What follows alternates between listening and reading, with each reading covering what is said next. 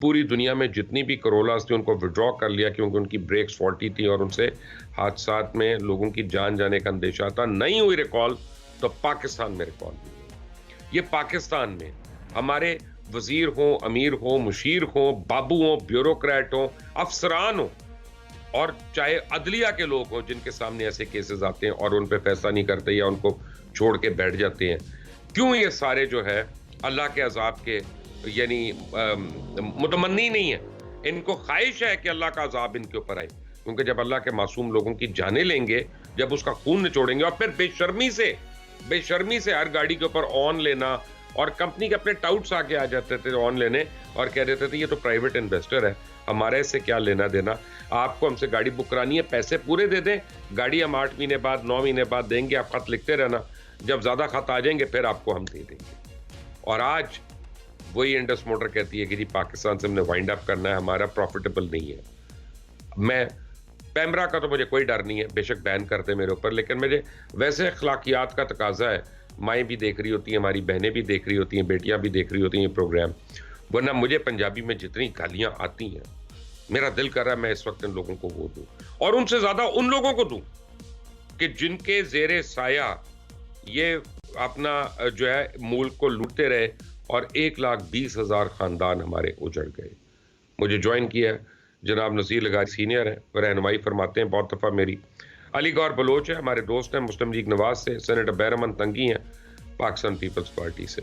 जी अली गौर साहब, आप सबसे पहले मैं आपसे बात करूंगा। हमने लोगों को लगाया हुआ है सियासत के अंदर, परवेज लाई ऐसा, बिलावल भुट्टो ने ये नहीं कहा, चौधरी शुजात ने वो नहीं किया, शहबाज शरीफ ने ये नहीं किया। Fact of the matter is के असल इश्यूज जो जिसमें आवाम की जाने जा रही हैं और लोग मर रहे हैं उसके ऊपर हम बात नहीं करते, क्योंकि हमें इश्तिहार देने होते हैं। उन लोगों ने हमारे चैनल्स पे इश्तिहार चलने होते हैं। मुझे नहीं पता ये प्रोग्राम भी शायद रुक जाए, कोई पता नहीं रुक जाए ये प्रोग्राम, क्योंकि हमें तो इश्तिहार चाहिए होते हैं। जी अली गौर साहब, आप क्या कहेंगे? मैंने इतना लंबा प्रीएम्बल दिया। देखिए बाई एंड लार्ज मुबशर साहब आपकी बात बिल्कुल दुरुस्त है। हमारा जो निज़ाम है, जिन चीज़ों की आपने निशानदही की है, अगर ये कहा जाए कि ये चीज़ें नहीं हैं, आप गलत कह रहे हैं, तो ये कहना गलत होगा। ये बिल्कुल मसाइल हैं, ये डे वन से हैं। आपने एक गाड़ी का बताया कि वो 25 साल तक उसमें कोई सीट बेल्ट नहीं थी, एयर बैग्स नहीं आते।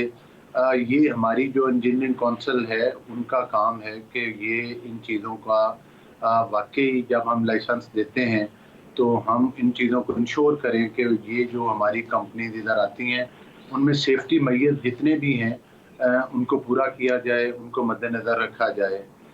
और ख़ास तौर पर ये जो हादसा का आप जिक्र कर रहे हैं, ये मोटरवे के ऊपर पेश आया। मैं खुद हैरान हूँ कि बसों वालों को तो बाकायदा वहाँ पर रोक कर एक चिट दी जाती है स्पीड के लिए, और जब वो नीचे उतरते हैं तो उनका टाइम नोट किया जाता है। इसके बावजूद इसी जगह पर बार-बार हादसात का होना लम्हा फ़िक्र। आज मैं इत्तेफ़ाक से वहाँ से गुज़र रहा था, तो मैंने ये देखा है कि जो बसेस थी उनकी एक लंबी लाइन थी और उनके आगे एक पुलिस की गाड़ी लगी हुई थी जो कि स्लो चल रही थी और बसें उसके पीछे चल रहे थे।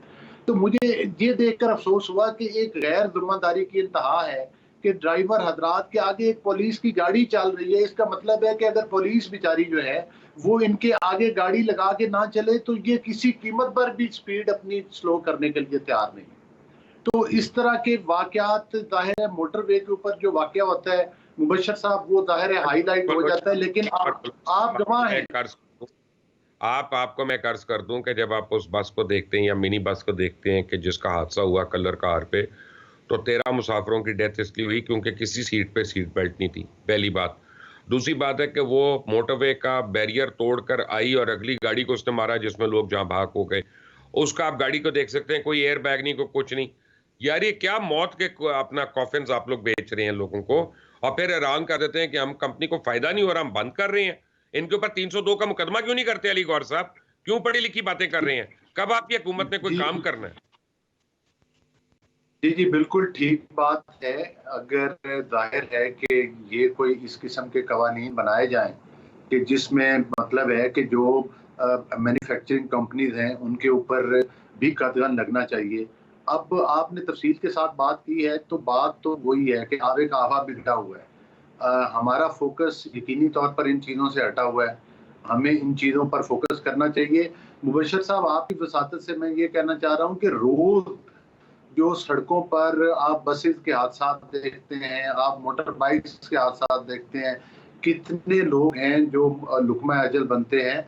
हर जगह पर मोटरवे का वाक़या ज़्यादा हाइलाइट होता है, अदरवाइज़ पूरे मुल्क में इस किस्म के वाक़यात। एक कंपनी है हमारे एरिया में, उसकी बसें चलती हैं, वो उनका उनका रिकॉर्ड है, वो ब्रेक ही नहीं लगाते और कोई दिन ऐसा नहीं है जहाँ पर 2-3 मोटरसाइकिल सवार बेचारे को मियाँ-बीवी जा रहे होते हैं, उनको वो टक्कर मारते हैं और वो मौका पर मर जाते हैं। आज और दूसरे दिन वो गाड़ी भी रोड पर होती है और वो ड्राइवर का भी लाइसेंस मंसूख नहीं किया जाता।